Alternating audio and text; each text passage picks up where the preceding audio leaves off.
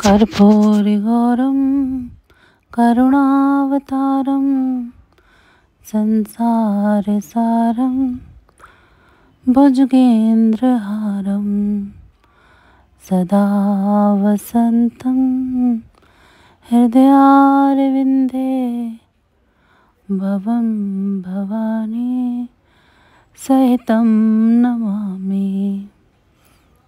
हर हर महादेव। सभी को। एक नगर में एक बहुत धनवान साहूकार रहता था, जिसके घर में धन की कोई कमी नहीं थी। परंतु उसको एक बहुत बड़ा दुख था कि उसका कोई पुत्र नहीं था। वह इसी चिंता में दिन रात लगा रहता था। वह पुत्र की कामना के लिए प्रत्येक सोमवार को शिव जी का व्रत और पूजन किया करता था तथा सायंकाल को शिव मंदिर में जाकर शिव जी के सामने दीपक जलाया करता था। उसके उस भक्ति भाव को देखकर एक समय श्री पार्वती जी ने शिव जी महाराज से कहा कि महाराज, यह साहूकार आपका अनन्य भक्त है और सदैव आपका व्रत और पूजन बड़ी श्रद्धा के साथ करता है। इसकी मनोकामना पूर्ण करनी चाहिए। शिव जी ने कहा, हे पार्वती, यह संसार कर्म क्षेत्र है। जैसे किसान खेत में जैसा बीज बोता है वैसा ही फल काटता है, उसी तरह इस संसार में जैसा कर्म करते हैं वैसा ही फल भोगते हैं। पार्वती जी ने अत्यंत आग्रह से कहा, महाराज, जब यह आपका अत्यंत भक्त है और इसको किसी प्रकार का कोई दुख है तो उसको आपको अवश्य ही दूर करना चाहिए, क्योंकि आप सदैव अपने भक्तों पर दयालु होते हैं और उनके दुखों को दूर करते हैं।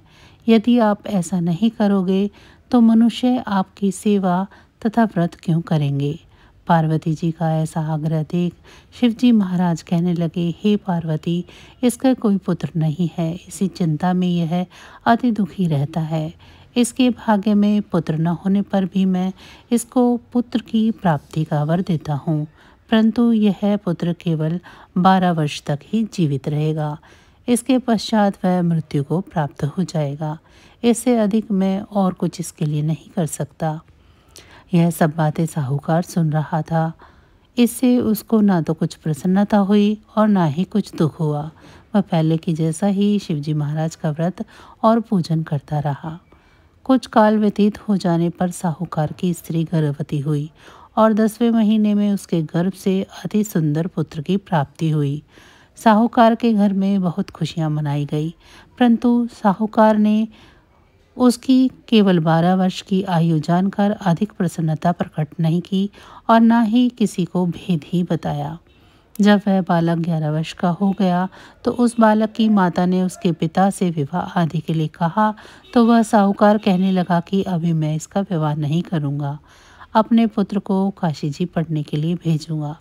फिर साहूकार ने अपने सारे अर्थात बालक के मामा को बुलाकर उनको बहुत सारा धन देकर कहा, तुम इस बालक को काशी जी पढ़ने के लिए ले जाओ और रास्ते में जिस स्थान पर भी जाओ यज्ञ तथा ब्राह्मणों को भोजन कराते जाओ। वह मामा भांजे दोनों यज्ञ करते और ब्राह्मणों को भोजन कराते जा रहे थे। रास्ते में उनको एक शहर पड़ा। उस शहर में राजा की कन्या का विवाह था और दूसरे राजा का लड़का जो विवाह कराने के लिए बारात लेकर आया था वह एक आंख से काना था। उसके पिता को इस बात की बड़ी चिंता थी कि कहीं वर को देखकर कन्या के माता पिता विवाह में किसी प्रकार की अड़चन न पैदा कर दें।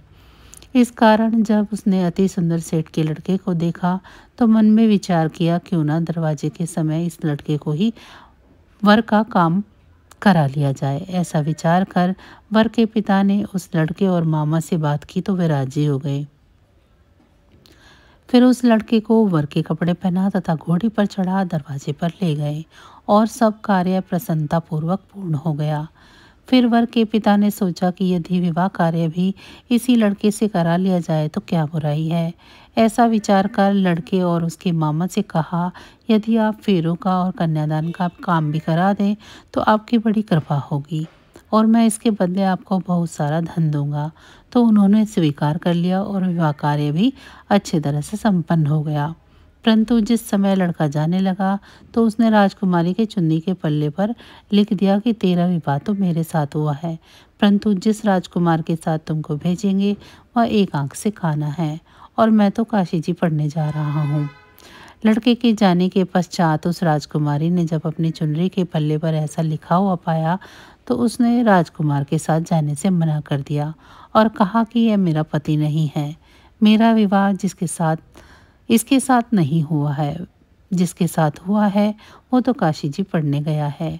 राजकुमारी के माता पिता ने अपनी कन्या को विदा नहीं किया और बारात वापस चली गई। इधर सेठ का लड़का और उसका मामा काशी जी पहुंच गए। वहां जाकर उन्होंने यज्ञ करना और लड़के ने पढ़ना शुरू कर दिया। जब लड़के की आयु 12 साल की हो गई उस दिन उन्होंने यज्ञ रच रखा था कि लड़के ने अपने मामा से कहा, मामा जी आज मेरी तबीयत कुछ ठीक नहीं है। मामा ने कहा कि अंदर जाकर थोड़ी देर सो जाओ। लड़का अंदर जाकर सो गया और थोड़ी देर में ही उसके प्राण निकल गए। जब उसके मामा ने आकर देखा कि वह मुर्दा पड़ा है तो उनको बहुत दुख हुआ और उन्होंने सोचा कि अगर मैं अभी से रोना पीटना मचा दूंगा तो यज्ञ का कार्य अधूरा रह जाएगा। अतः उसने जल्दी से यज्ञ का कार्य समाप्त कर ब्राह्मणों के जाने के बाद रोना पीटना आरंभ कर दिया। संयोगवश उसी समय शिव पार्वती उधर से जा रहे थे। जब उन्होंने जोर जोर से रोने की आवाज़ सुनी तो पार्वती जी कहने लगी कि महाराज कोई दुखियार हो रहा है, इसके कष्ट को दूर कीजिए। जब शिव पार्वती ने पास जाकर देखा तो वहाँ एक लड़का मुर्दा पड़ा था। पार्वती जी कहने लगी, महाराज यह तो उसी सेठ का लड़का है जो आपके वरदान से हुआ था। शिव जी कहने लगे, हे पार्वती, इस बालक की इतनी ही आयु थी सो भोग चुका। तब पार्वती जी ने कहा कि इसे और आयु दो, नहीं तो इसके पिता माता तड़प तड़प कर मर जाएंगे। पार्वती जी के बार बार आग्रह करने पर शिवजी ने उसको जीवन वरदान दे दिया। शिवजी महाराज की कृपा से लड़का जीवित हो गया और शिवजी और पार्वती जी कैलाश को चले गए। तब वह लड़का और मामा उसी प्रकार यज्ञ करते तथा ब्राह्मणों को भोजन कराते हुए अपने घर की ओर चल पड़े। रास्ते में उसी शहर में आए जहाँ उस लड़के का विवाह हुआ था। वहाँ पर आकर उन्होंने यज्ञ करना आरंभ कर दिया तो उस लड़के के ससुर ने उनको पहचान लिया और अपने महल में ले जाकर बड़ी खातिर के साथ उनका स्वागत किया और आदरपूर्वक अपनी लड़की और जमाई को विदा किया। जब वह अपने शहर के निकट आए तो मामा ने कहा कि मैं पहले तुम्हारे घर जाकर पता कर आता हूँ। जब उस लड़के का मामा घर पहुंचा तो लड़के के माता पिता घर की छत पर बैठे हुए थे और यह प्रण कर रखा था कि यदि हमारा पुत्र सकुशल लौट आया तो हम राजी खुशी नीचे आ जाएंगे, नहीं तो छत से गिरकर अपने प्राण खो देंगे। इतने में उस लड़के के मामा ने आकर यह समाचार दिया कि आपका पुत्र आ गया है तो उनको विश्वास नहीं आया। तब उसके मामा ने शपथपूर्वक कहा कि आपका पुत्र अपनी स्त्री के साथ बहुत सारा धन लेकर आया है। तो सेठ ने आनंद के साथ उसका स्वागत किया और बड़ी प्रसन्नता के साथ रहने लगे।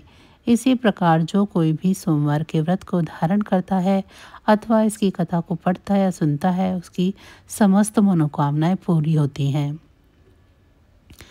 तो बस आज की जानकारी इतनी ही थी। फिर मिलेंगे हम आपको ऐसी ही किसी अन्य जानकारी के साथ अगली वीडियो में। तब तक अगर आपको मेरी ये जानकारी अच्छी लगी है तो वीडियो को लाइक करें। चैनल को अभी तक सब्सक्राइब नहीं किया है तो चैनल को सब्सक्राइब कर लें।